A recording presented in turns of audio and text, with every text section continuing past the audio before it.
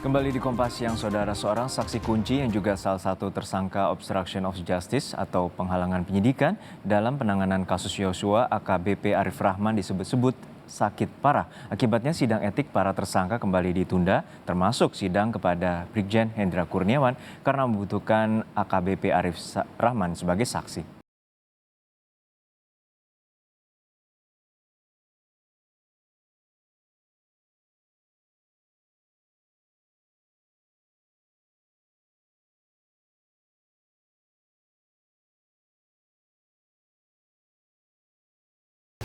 Sidang etik mantan Kepala Biro Pengamanan Internal Karopaminal Divisi Propampori, Brigjen Hendra Kurniawan, yang merupakan tersangka obstruction of justice atau penghalangan penyidikan kasus pembunuhan Brigadir Yosua ditunda hingga pekan depan.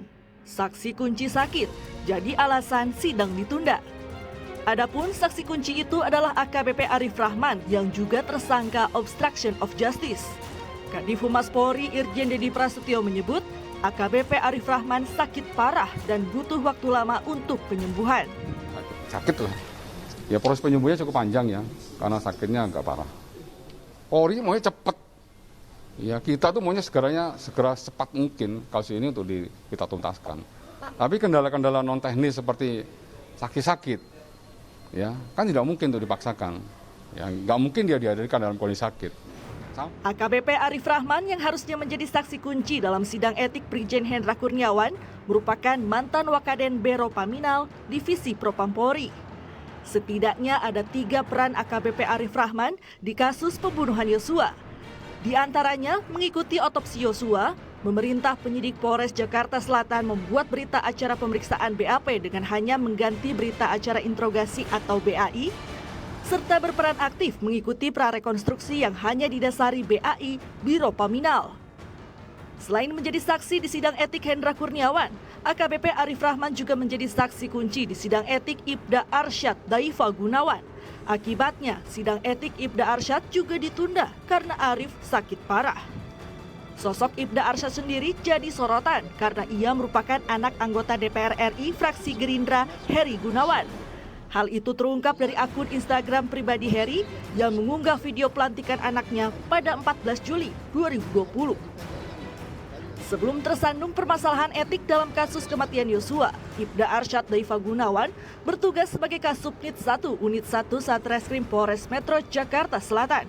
Ia diduga merupakan penyidik Polres Jaksel yang tiba pertama kali di rumah dinas Verdi Sambo setelah pembunuhan Yosua. Dari kasus Verdi Sambo ada juga isu menarik soal jet pribadi yang digunakan Brigjen Hendra Kurniawan saat menemui keluarga Brigadir Yosua di Jambi. Menanggapi isu ini, Kadif Humas Polri Irjen Dedi Prasetyo menyebut soal penggunaan jet pribadi telah masuk dalam materi penyelidikan Tim Sus dan tidak perlu dipertanyakan lagi. Saat ini, Tim Sus sedang fokus menuntaskan berkas perkara pembunuhan Brigadir Yosua yang diikuti berkas perkara obstruction of justice. Dari Tim Sus, jadi tidak perlu lagi ditanyakan.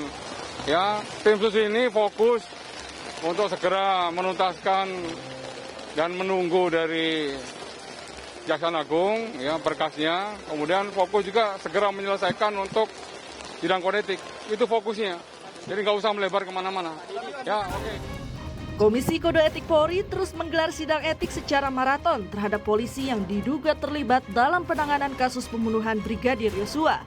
Tersisa 3 orang tersangka obstruction of justice yang belum disidang etik, yakni Brigjen Hendra Kurniawan, AKBP Arif Rahman, dan AKP Irfan Widianto. Bahkan sidang etik Brigjen Hendra Kurniawan sudah 3 kali ditunda. Publik terus menanti kapan sidang ketiganya digelar agar kasus pembunuhan Yosua yang menyedot banyak perhatian dari masyarakat ini bisa segera terungkap. Tim Liputan Kompas TV. Lalu bagaimana dengan kelanjutan sidang etik Ibda Arsyad Daifan dan juga Brigjen Hendra Kurniawan? Kita tanyakan langsung kepada rekan kami Valentina Sitorus di Gedung Mabes Polri Jakarta. Valen, hingga siang hari ini apakah Ibda Arsyad akan menjalani sidang etik?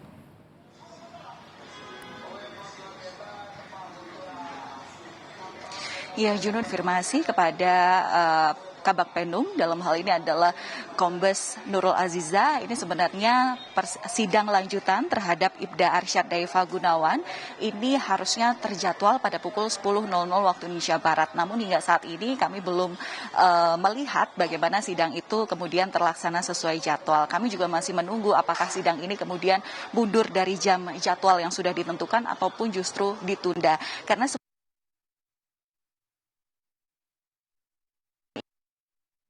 digelar pada 15 September 2022, di mana dalam sidang itu kemudian sudah berlangsung selama 8 jam dengan menghadirkan sejumlah saksi. Namun kemudian ditunda karena ada satu saksi yang disebut